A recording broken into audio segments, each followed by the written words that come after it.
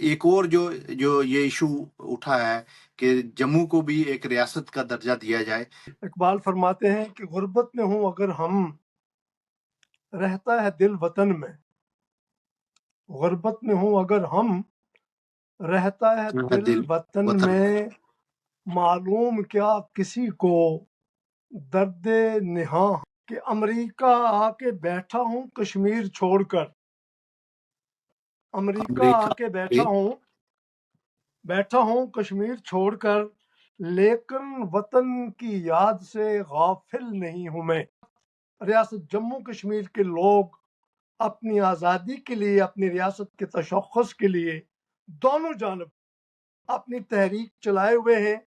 1947 کے اس ہندوستان کی تقسیم کے نتیجے میں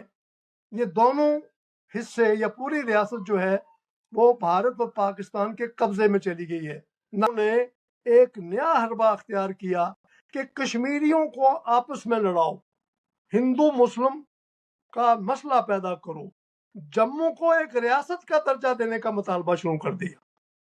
ہم تو کشمیر میں بسنے والوں کو کشمیری کہتے ہیں، ہم ان کو ہندو مسلمان میں تقسیم نہیں کرتے۔ چند انتہا پسند اور چند جو ہیں وہ فتنہ اندوز لوگ جو ریاست کو تقسیم کرنا چاہتے ہیں، یہ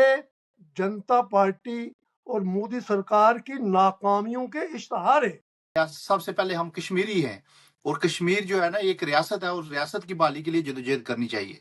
میں جموں شہر میں کئی بار گیا ہوں، میں نے اپنی جو ایف اے کی کتابیں تھیں میں نے جموں رگھوناتھ بازار میں اردو بازار سے جا کے خریدی ہوئی ہیں۔ جموں میرا اپنا ملک ہے، اپنا وطن ہے تو پوری کشمیر کا میں اسٹیٹ سبجیکٹ ہوں۔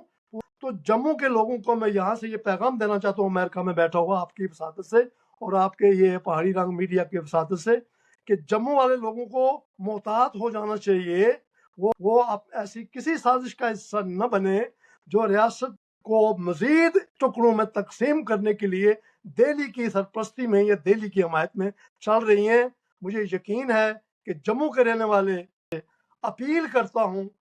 کہ جنتا سرکار کی کسی ایسی سازش کا حصہ نہ بنے جو ہماری ریاست کو ٹکڑے کرنے کی طرف لے جائے۔ ہم ریاست جموں کشمیر کے لوگ اپنی ریاستی وحدت کے قائل ہیں۔ ریاست جموں کشمیر کو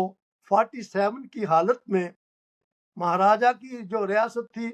14 اگست 1947 کو، ہم اس ریاست کی بحالی کی جدوجہد کر رہے ہیں، اور اس ریاست کی بحالی کے لیے ہمیں آر پار یکجا ہو کر کوشش کرنی ہے، اور یہ کوشش نہ پاکستان کے خلاف